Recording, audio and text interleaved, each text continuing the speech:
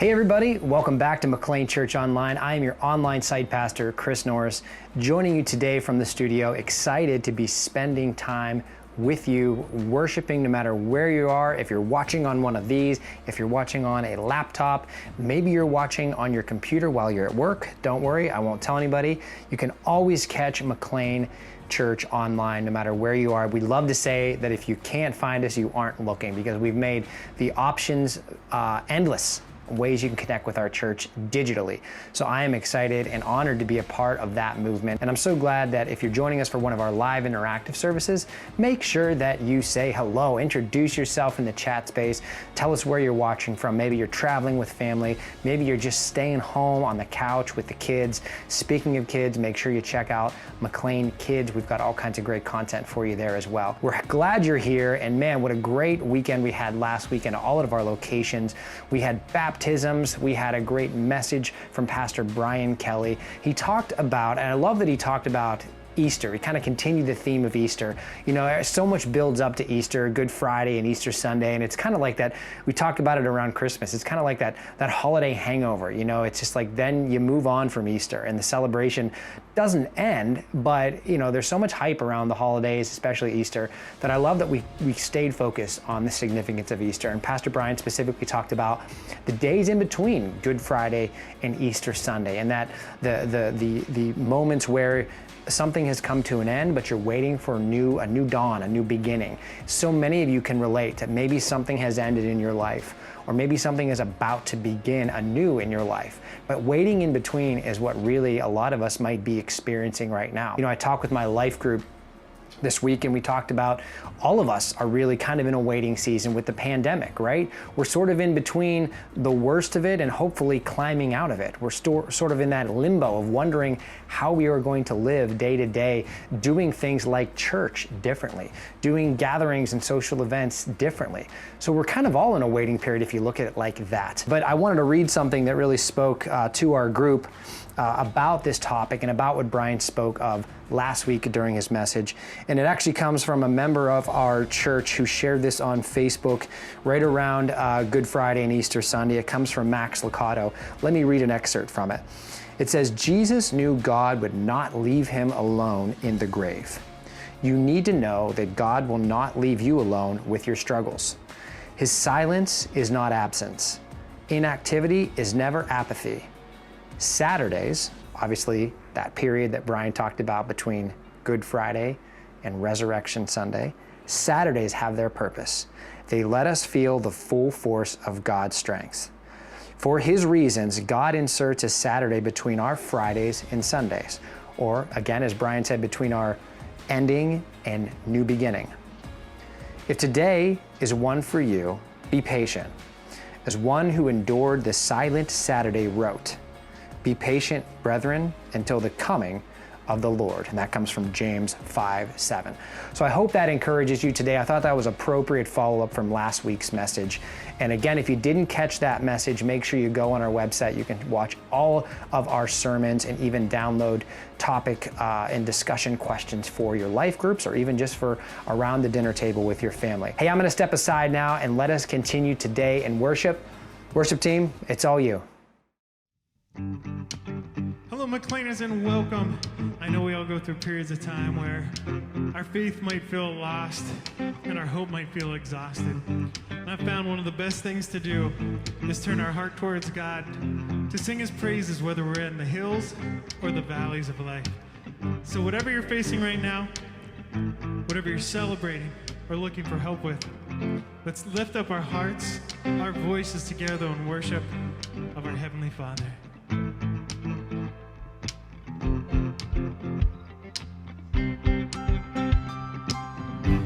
When night has fallen, when fear is coming, still you're calling me. When faith is lost and my hope exhausted, you will be my strength. When my mind says I'm not good enough, God, you're enough for me. Yeah, I've decided I'm not giving up, 'cause you won't give up on me. You won't give up on me.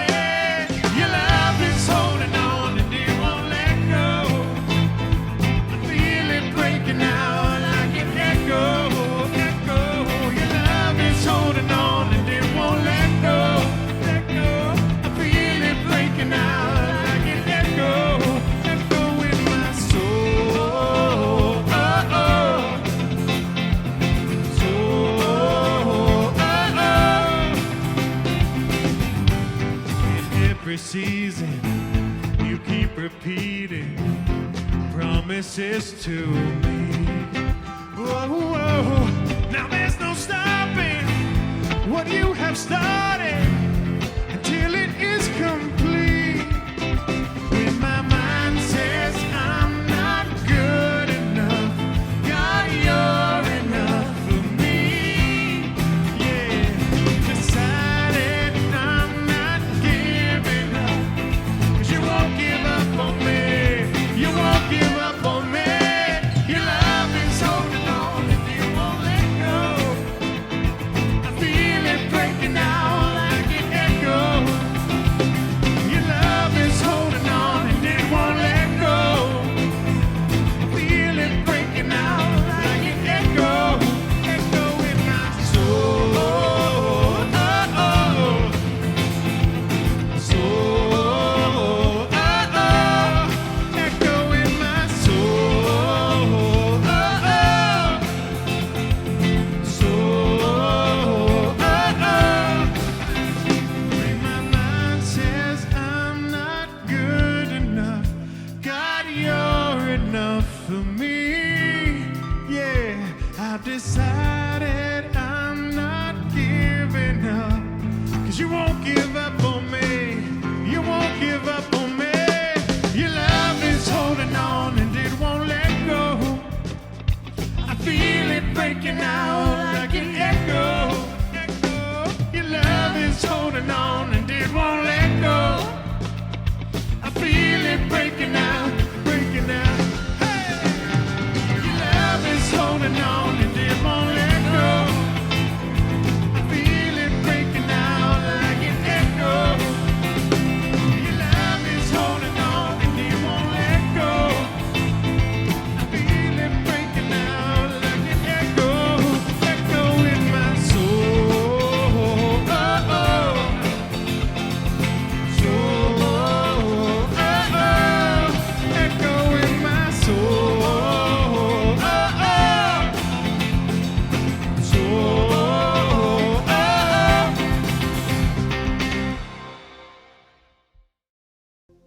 John 12 says, "Now there were some Greeks among those who went up to worship at the festival. They came to Philip, who was from Bethsaida in Galilee. With a request, 'Sir,' they said, 'we would like to see Jesus.' Philip went to tell Andrew. Andrew and Philip in turn told Jesus. Jesus replied, 'The hour has come for the Son of Man to be glorified. Very truly I tell you, unless a kernel of wheat falls to the ground and dies, it remains only a single seed. But if it dies, it produces many seeds. Anyone who loves their life will lose it, while anyone who hates their life in this world will keep it for eternal life. Whoever serves me must follow me, and where I am, my servant also will be. My Father will honor the one who serves me.'"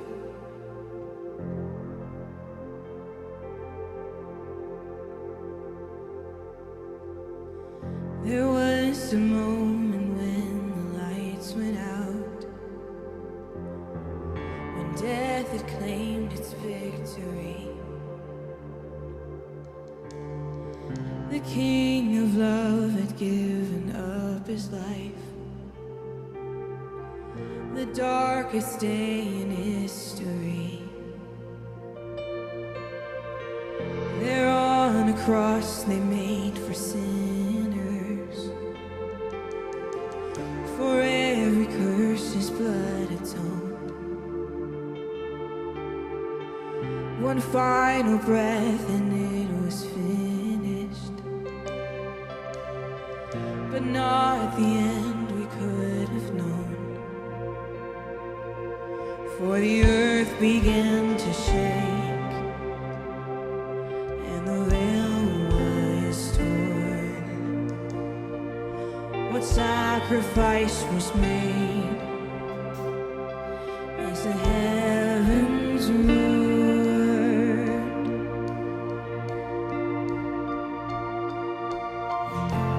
All hail King Jesus! All hail the Lord of heaven!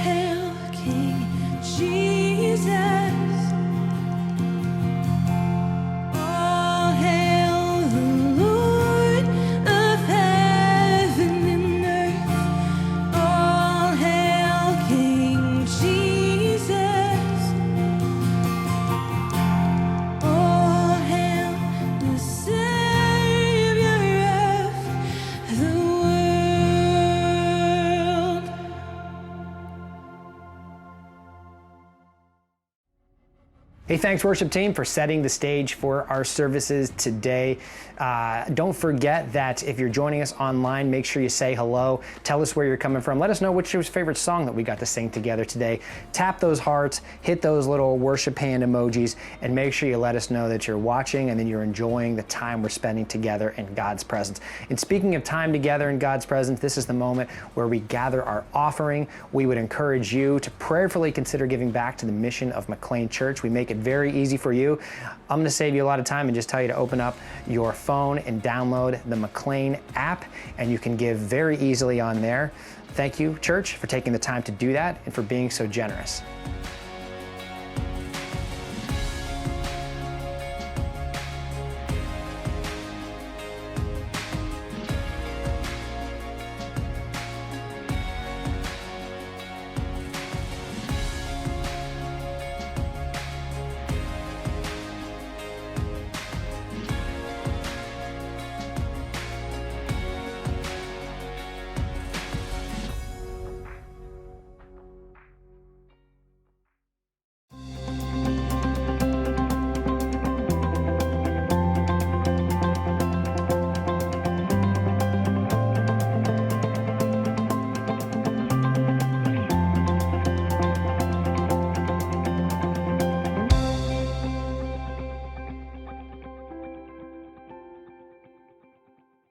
Well, hey everyone, welcome to this talk, and no matter when or where you're viewing or listening to this from, we're so glad that you're part of what we're doing here at McLean Church.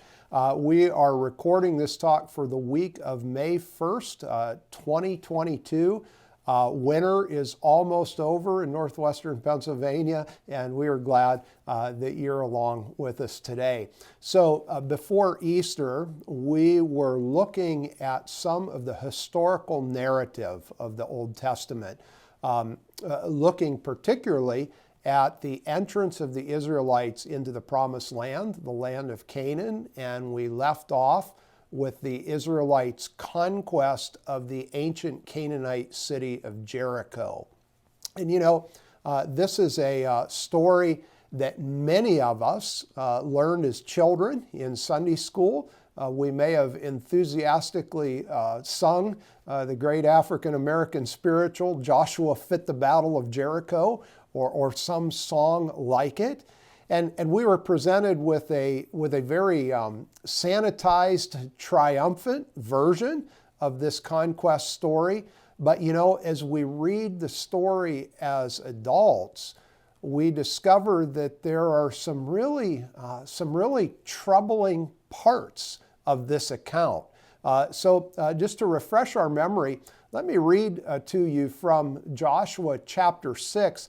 And we're going to read about the final day of the conquest of this city. Remember, the Israelites are told to march around the city for 7 days. And in chapter 6 of Joshua, beginning in verse 15, we read this. On the 7th day, they rose early at dawn and marched around the city in the same manner 7 times. It was only on that day that they marched around the city 7 times. And at the 7th time, when the priests had blown the trumpets, Joshua said to the people, "Shout, for the Lord has given you the city. The city and all that is in it shall be devoted to the Lord for destruction. Only Rahab the prostitute and all who are with her in her house shall live, because she hid the messengers we sent. As for you, keep away from the things devoted to destruction, so as not to covet and take any of the devoted things and make the camp of Israel an object for destruction, bringing trouble upon it. But all the silver and gold and vessels of bronze and iron are sacred to the Lord. They shall go into the treasury of the Lord." So the people shouted, and the trumpets were blown. As soon as the people heard the sound of the trumpets, they raised a great shout, and the wall fell down flat. So the people charged straight ahead into the city and captured it.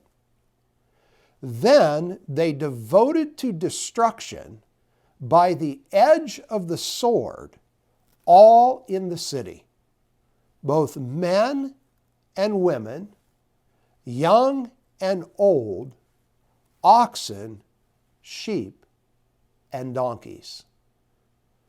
Now again, as we read this story intentionally and authentically, we quickly see that the version maybe we were presented as children in Sunday school has some bigger problems to it when we read it as adults. Notably, you have a description of an unprovoked attack by the Israelites on a group of indigenous people living in the land of Canaan. The purpose of the attack being to drive out, to actually annihilate these indigenous people. And the annihilation occurs in a horrifically graphic way. The author of the text is careful to point out that the inhabitants of the city are destroyed. They're destroyed by the sword. And then did you catch that in specific detail we're reminded of what that means? Men, women, children, and even the animals of the city of Jericho are slaughtered. Seemingly all at the direction of God. Now, what do you do with a text like that that's in the biblical record? And maybe more importantly, how do you reconcile a passage like this with teachings that Jesus offered, such as love your enemy, bless those who curse you. If your enemy's hungry, give him something to eat. If he's thirsty, give him something to drink. Do to others what you would have them do to you. If Jesus taught these kind of things, why in the world were Joshua and the Israelites doing what they did to the people of Jericho?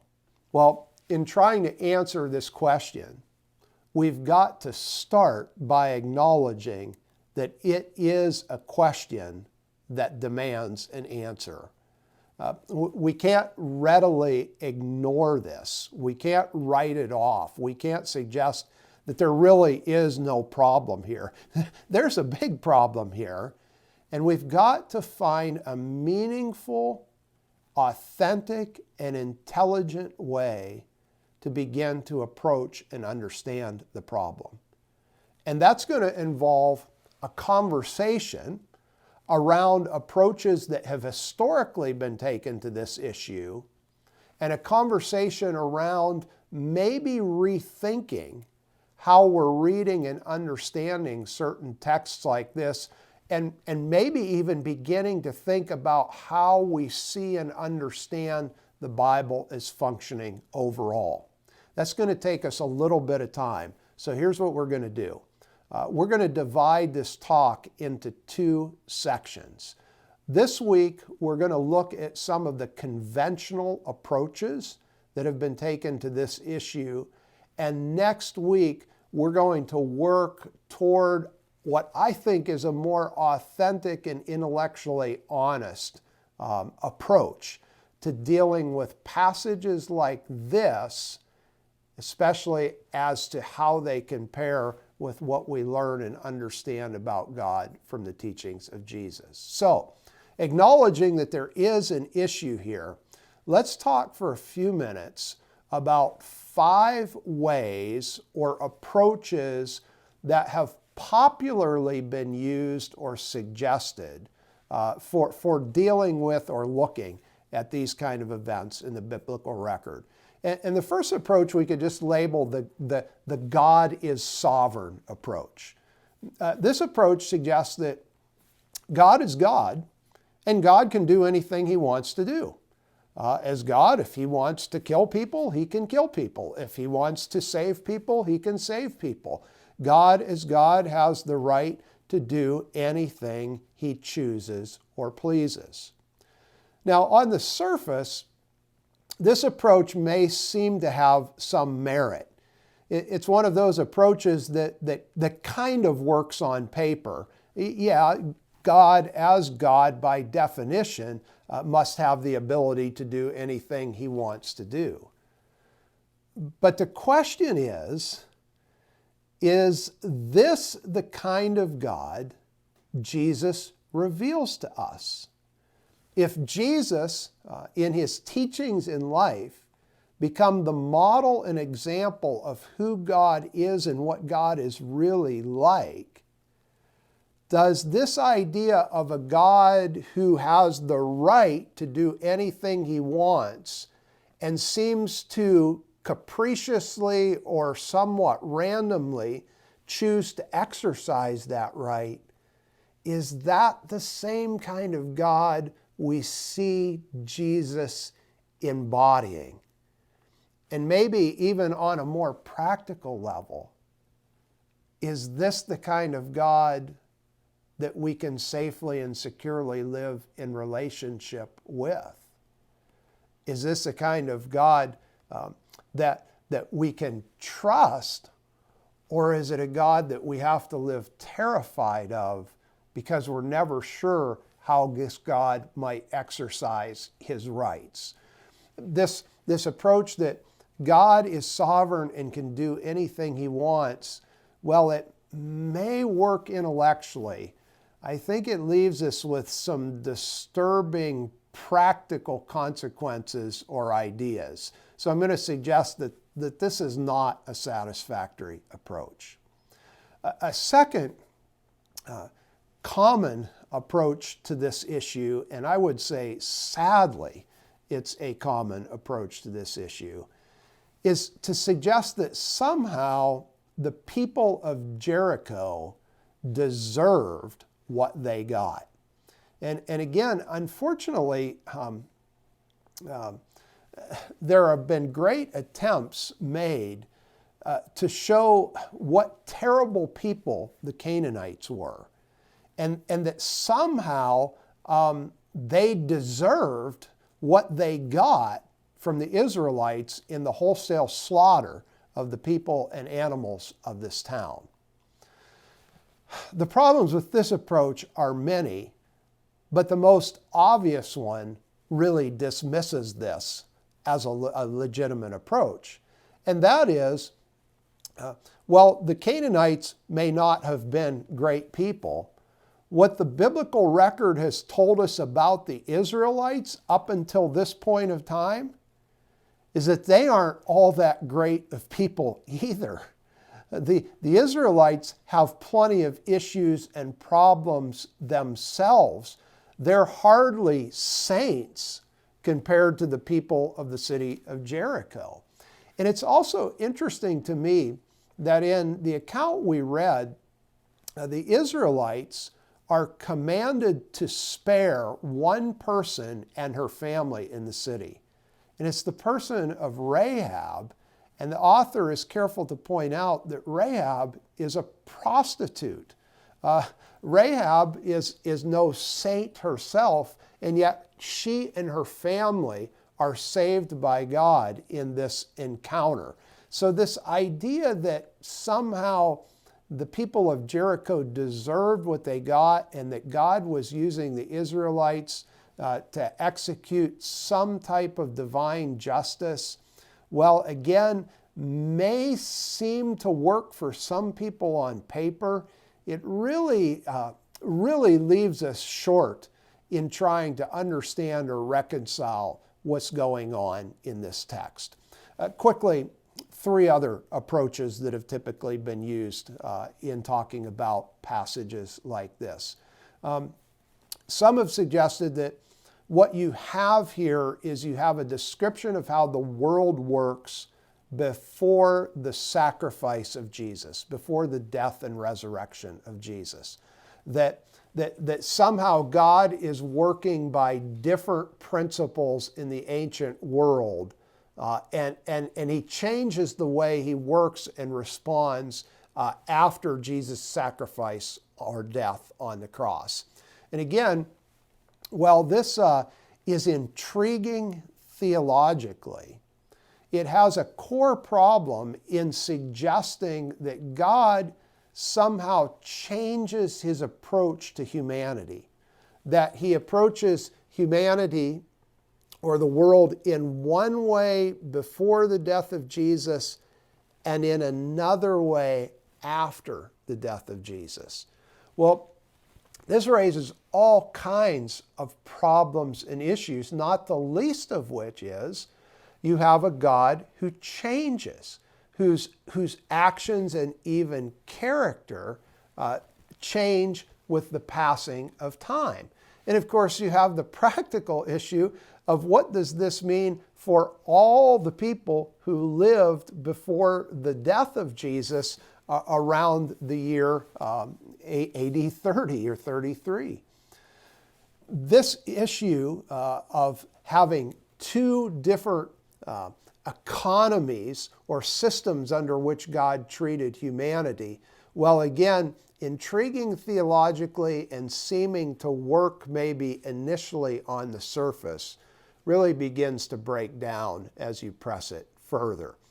Two more approaches. The next one is a mouthful.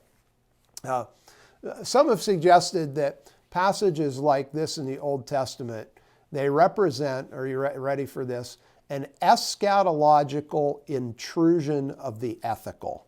An eschatological intrusion of the ethical. And again, this is one of these ideas that's kind of intriguing theologically or philosophically, but at the end it really begins to break down. Here's what this idea conveys.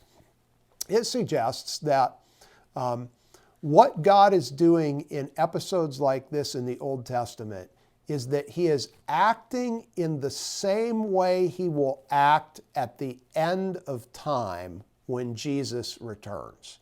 That what you have going on in the Old Testament is you have a small window in to the way Jesus will act, or God will act, at the end of time when Jesus returns, judging all people who are not fully aligned with him. Now again, this is intriguing from a theological perspective. It has dimensions of it that resonate with the last approach we talked about, that this is how God acts before the death of Jesus. But here again is the problem. Is God a God who acts in two very different, even opposite ways throughout the course of human history? Or is God's character consistent throughout time? Is God at one moment in time hate, judge, and doom to destruction his enemies? At another point in time, tell his people that they ought to love, forgive, and bless their enemies? Does God's approach to humanity, does it change at different points in time? And if so, what does that tell us about the nature and character of God? It tells us that it's not consistent. And of course, it leaves a big question as to how is God acting and feeling toward humanity in this present moment?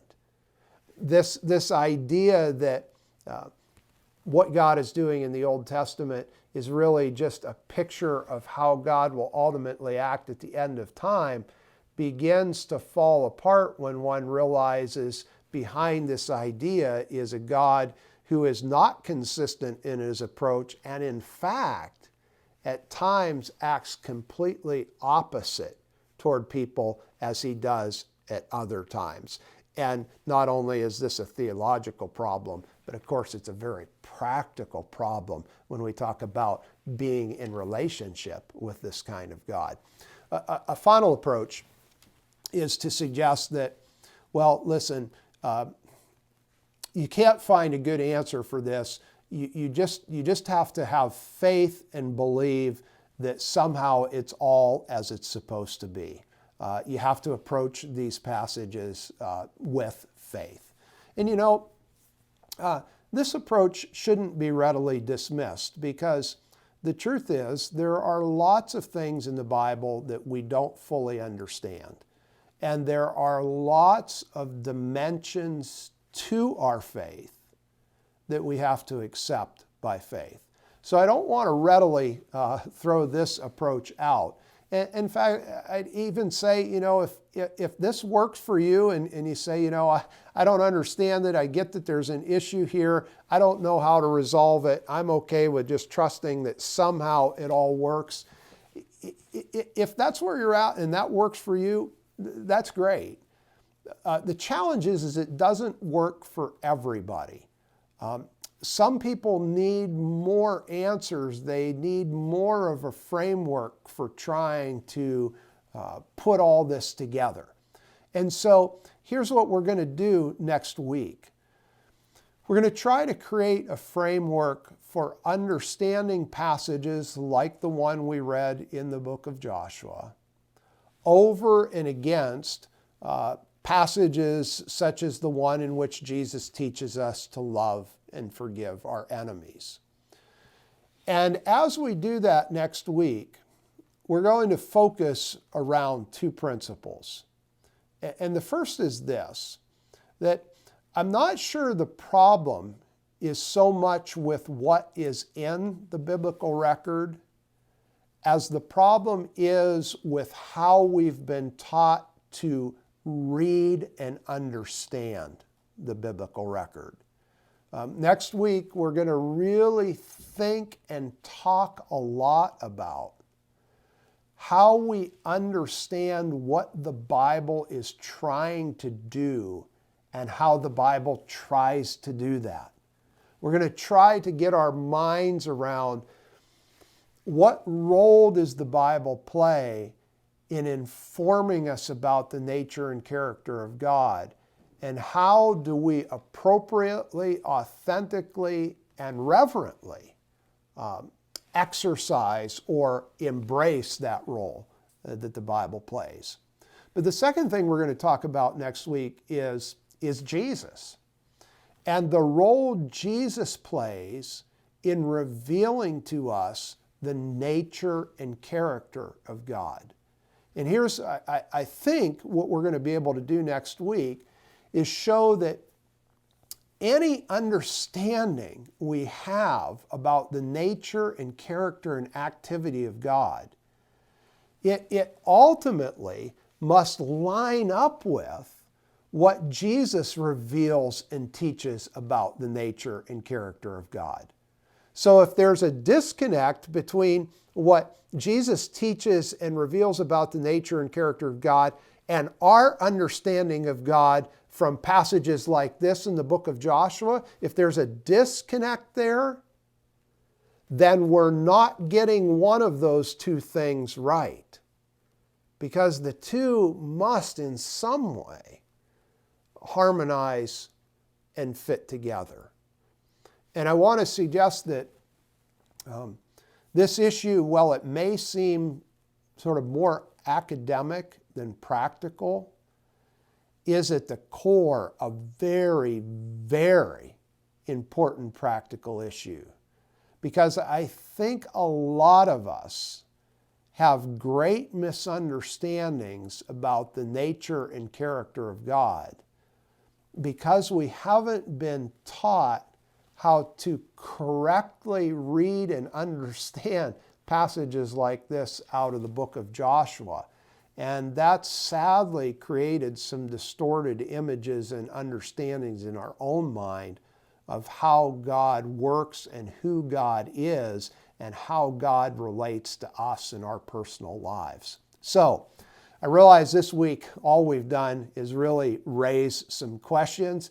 I hope in the week to come that you'll think about this a little bit more, engage with the question in your mind some, then join us next week as we try to put this all together and move us toward a solution.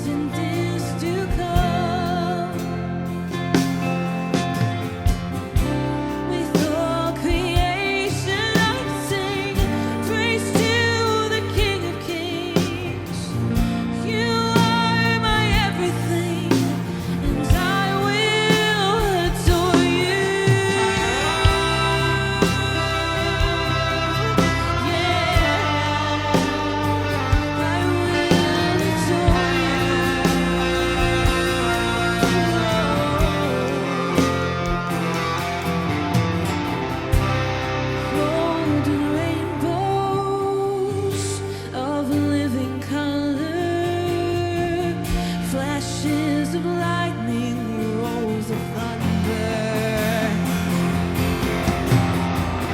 Blessing, honor, strength, and glory and power be to you, the only wise King. Yeah. Holy, holy, holy is the Lord God Almighty, who was and is to come.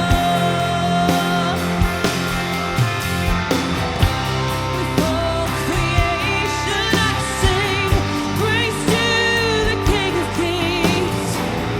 You are my everything, and I will adore you.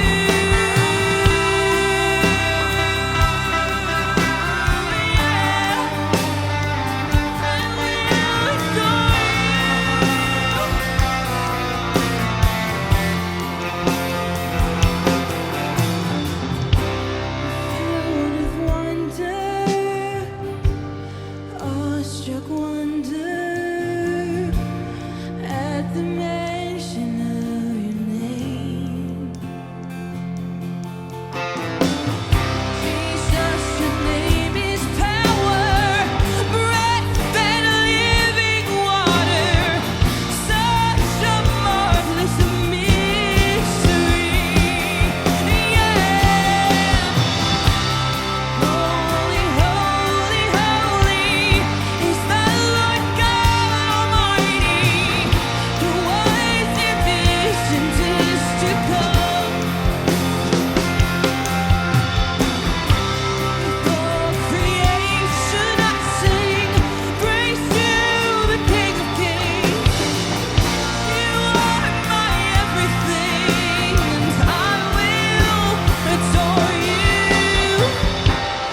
Holy, holy, holy is the Lord God Almighty, who was and is to come. All creation I sing praise to the King of Kings. You are my everything, and I will adore you. Holy, holy, holy is the Lord God Almighty, who was and is to come. All creation I sing praise to the King of Kings.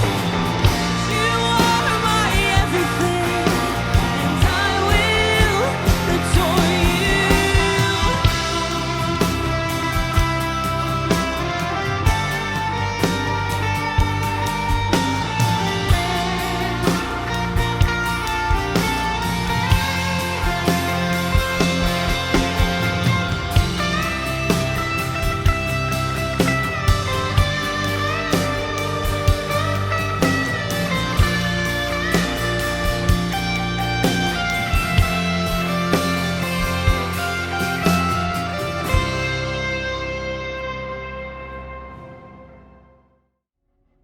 But what a wonderful service we had today, and I want to make sure you're aware of a couple things that you need to put on your radar. Mother's Day is just around the corner. We always have a very special, meaningful service for Mother's Day, of course. Shout out to all the moms out there. But 2 weekends after that, it's all about the kids, right? 2 weekends following Mother's Day, which is the weekend of May 21st and 22nd. Bring the kids. Think about having them dedicated. Child dedication is just around the corner. This is a great time for you to bring your children before God and dedicate them in front of your church family. We want to be a part of that process, so we would encourage you to put that on your radar. Even if you don't have children being dedicated, be sure to be in attendance, either online or in person, and celebrate these young lives being brought before God. So definitely mark that on your calendar, and if you are interested in having your child dedicated, visit mcleanchurch.org for more information about that. And of course, seniors, your moments are coming too, right? Graduation is just around the corner, and as always, we want to honor our graduating class of 2022. We will have a time in June where we will be spending our services celebrating them. So make sure if you've got a senior that you want to be recognized for senior blessing, again, that information can be found at mcleanchurch.org. As always, stay connected to us throughout the week. We want you to be involved from Monday to Saturday, in between the time we get to spend together at church. So you can do that by checking out our website at mcleanchurch.org, following our social media accounts, and of course, if you need anything pastoral, reach out to me. I'm your guy, cnorris@mcleanchurch.org. It is an honor to be your online pastor, and I enjoy the time we get to spend together each week. Until then, we'll see you again next week here at McLean Church Online.